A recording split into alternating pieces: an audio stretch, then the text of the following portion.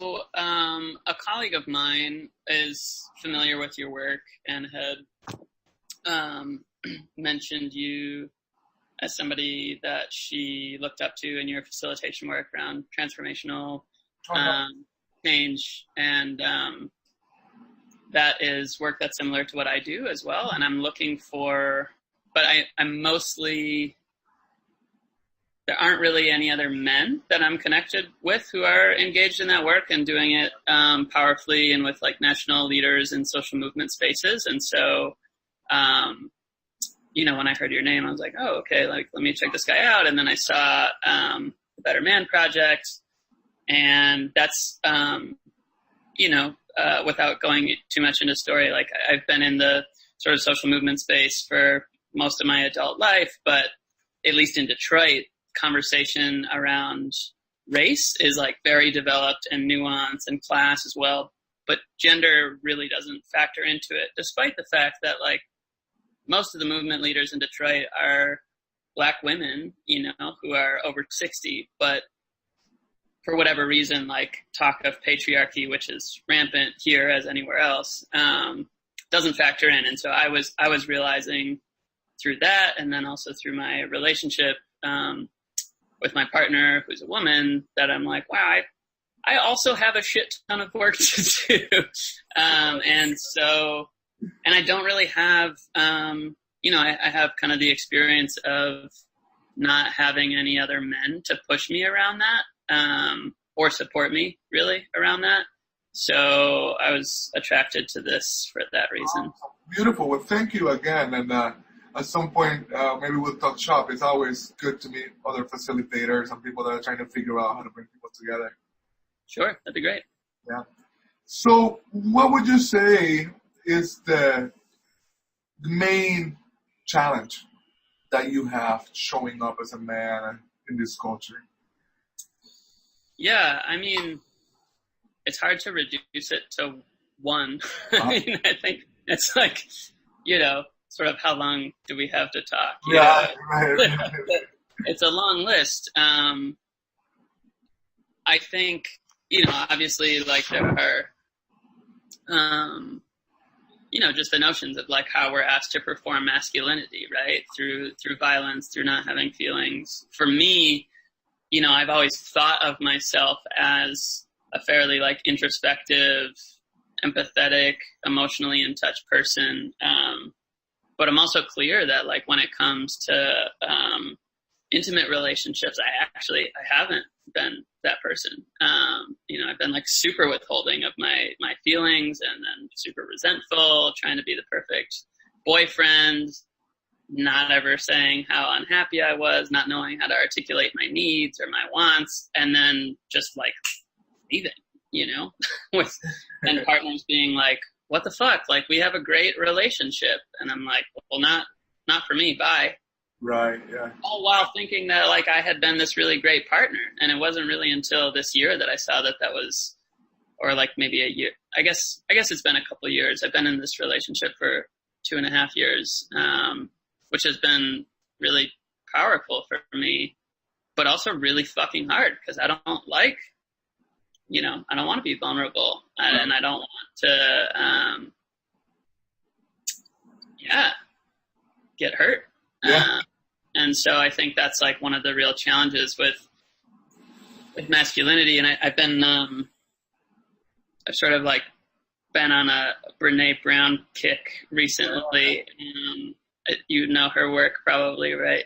And there's this thing that there's an anecdote that she shares in one of her books or talks,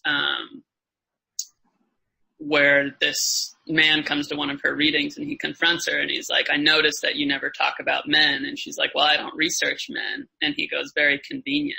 Yeah. And she's like, what do you mean? And he's like, well, it's very convenient that like you don't acknowledge the connections between how women want men to be and the way that men end up actually being when it comes to like being emotionally unavailable. And she's sort of like, what are you talking about?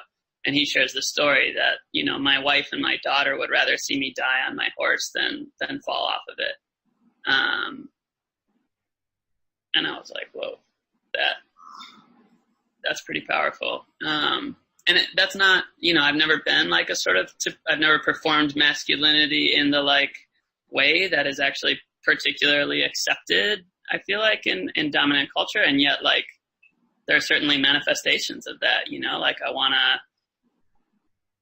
to, yeah. So I don't know, sort of getting off on a tangent, but I guess like the most synthesized definition I can say about the challenge of showing up as a man is that, like, I'm not aware of any way that any of us is allowed to show up as a whole person in the current sort of construct of like gender. And I would say the same thing about, race and all these other things. It's like, because of white supremacy, because of patriarchy, it's like, even if I'm in the quote unquote privileged position, like, in order to maintain that, I have to like be dehumanized, and amputate some part of myself. And so that's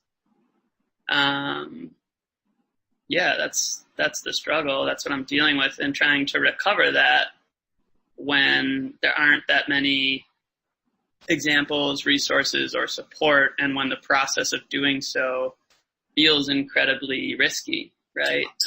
It feels like it, it creates a space of like tremendous vulnerability and potential for loss, right? Yeah. So, I don't know. Thank you so much, Aaron. So much of what you're saying resonates so deeply, and I'm resisting the risk to go into full conversation because I want to keep asking you my protocol here. But I know the story from Brené Brown, and I've contemplated it often, and I also related to the thing about the resentment that builds up, even unconsciously, as you're trying to be perfect. I have couples therapy this afternoon, and that's just a theme that the therapist keeps coming back to. And the last way I want to see myself is as a resentful person. Like, I don't think that's who I am, but he keeps showing me how it shows up in the relationship because of that. So I related to that. Yeah, man. Yeah, we're actually looking for somebody right now. So my partner. So good. It's so good. Yeah. And so you asked about the challenge, and then so if you looked at the way it shows up in your day-to-day life, right? What would you say are the problems that this challenge causes you? Like, how does it show up in your day-to-day life? What are some of the problems that arise? Yeah, I mean.